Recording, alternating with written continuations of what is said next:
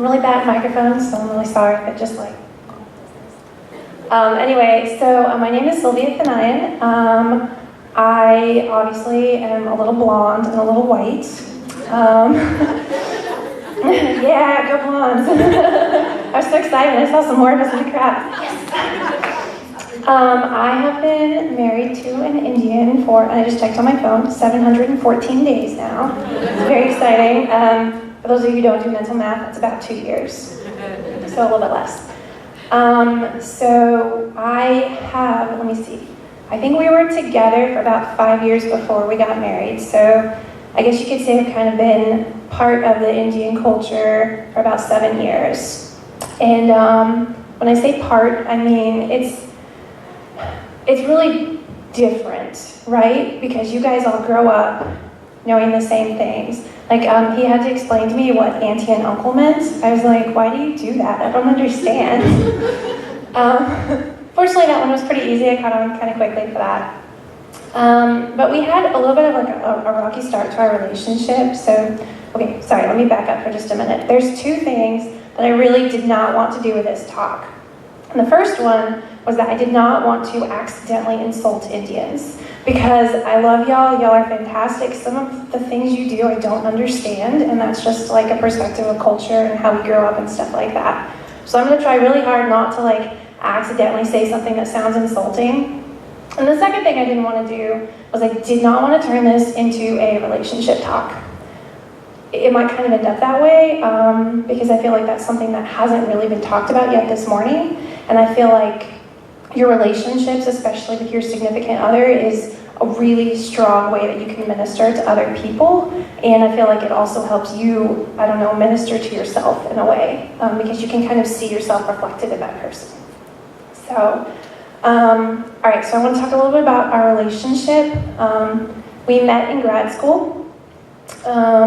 We were just like at the Catholic Center and we were hanging out at game night and he was like, I love making fun of him for this. He was wearing a sweater vest. It was in January, and he had a notebook of graph paper, and he sat in the corner during game night doing like equations on his graph paper notebook. And I was like, so Indian.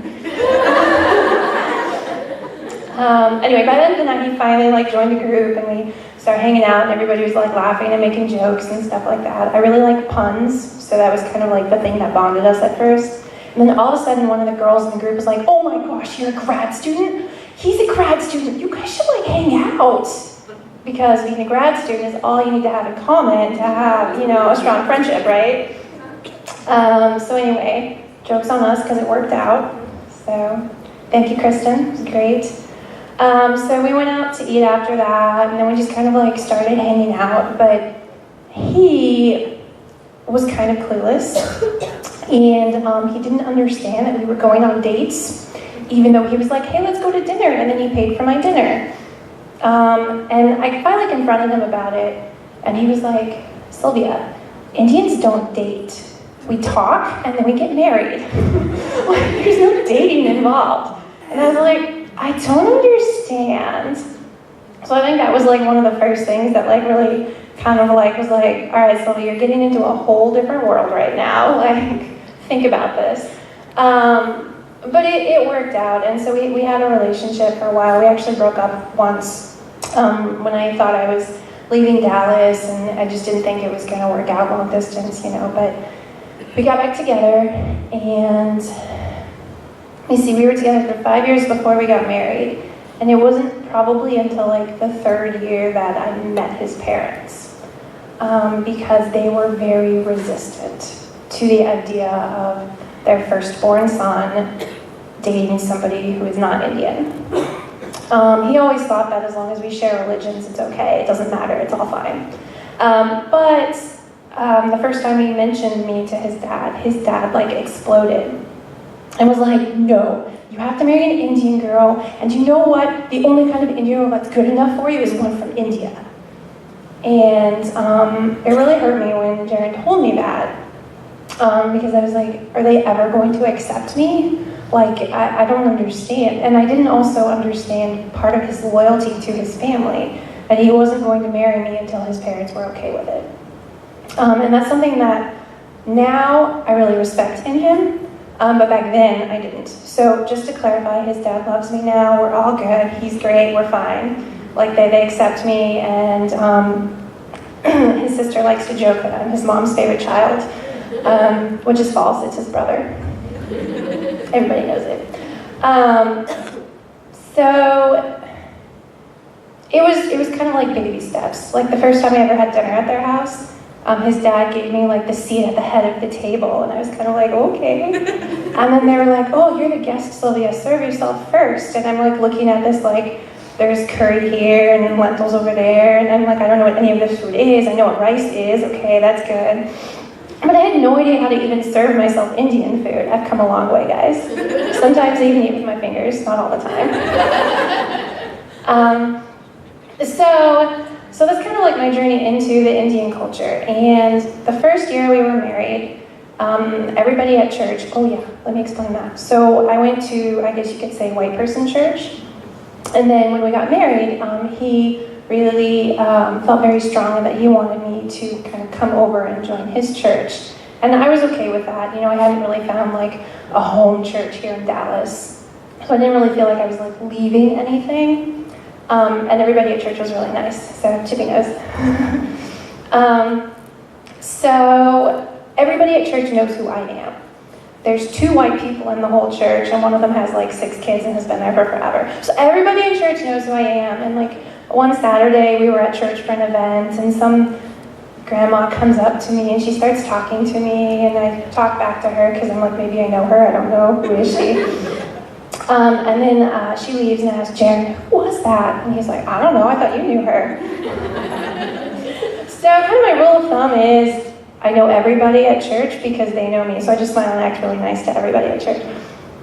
Gosh, where was I going? Right, so for the first year, it was really, really hard.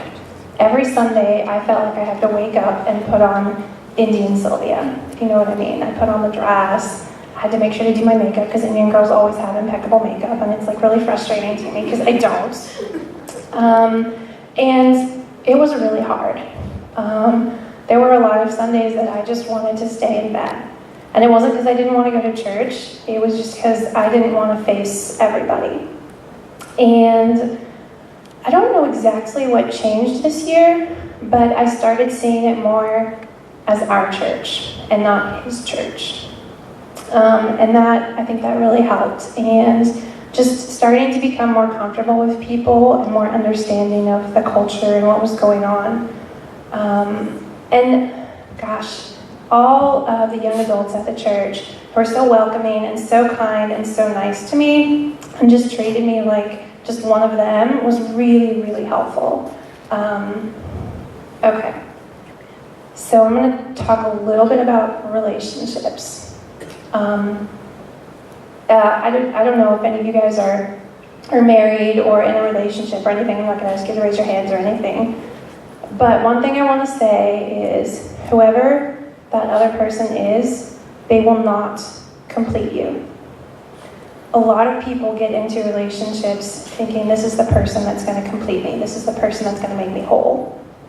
And I think a lot of people, a week after they get married, maybe after the honeymoon, they start thinking, what's wrong? Because you don't feel completed, because you're not. Because God is the only one who can complete you. And you have to remember that. And I love Jaron, and I love his church, and I love the people there. But I have to remember that I'm the one who needs to create the relationship with God. And I'm the one who has to come to God and remember to pray every day. And it's just very, it's not always what you think. Marriage is not always what you think. It's beautiful, don't get me wrong, it's great. So I think it was when I started taking like ownership of my church experience, that's when I really started to kind of become more okay with everything and just more stable in who I am. And gosh, okay, I'm gonna look at my notes. I was trying so hard not to, y'all, I'm sorry. Okay, let me see. Oh yeah, okay, that's where I was going with that. Okay, so in a relationship, especially in marriage, because you're like literally up there making vows in front of God, I believe that your job is to help your spouse get to heaven. And their job is to help you get to heaven. I mean, yes, there's many earthly things. Somebody was talking about wealth earlier, and like whether that means monetary wealth, so you can like, you know, pay rent on your apartment and buy groceries to eat, or the people that you meet, or doing things, you know. The most important thing is getting to heaven. And I think that there's many ways you can do that. I don't think it's all just about sitting down and praying every night. I think it's about the little ways that you die to yourself for your spouse or your significant other. I don't know where you guys are at. Like, would I rather sit on the couch and watch Netflix? Obviously. Should I do dishes so that maybe we can cook dinner when he gets home with the groceries? Yeah, that'd probably be good, especially if he's going grocery shopping for me. And I think it's the little moments that comprise ministry that are not always talked about. Because a lot of people think about ministry and they think about going out and helping people. And I have such respect for social workers. That is not a job I could ever do. But I also feel like it's the little moments and the little ways that you help people that you meet. And the ways that you empty yourself to allow them to kind of come to you and to tell you their story, find out what they need. You know, if you're so full of yourself, there's no room for another person in your life.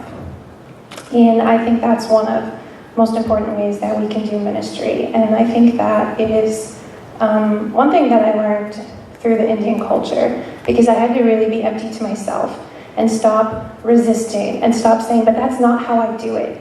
And just be open to hearing and receiving and loving what I saw and the people around me. So that's my offstage ministry.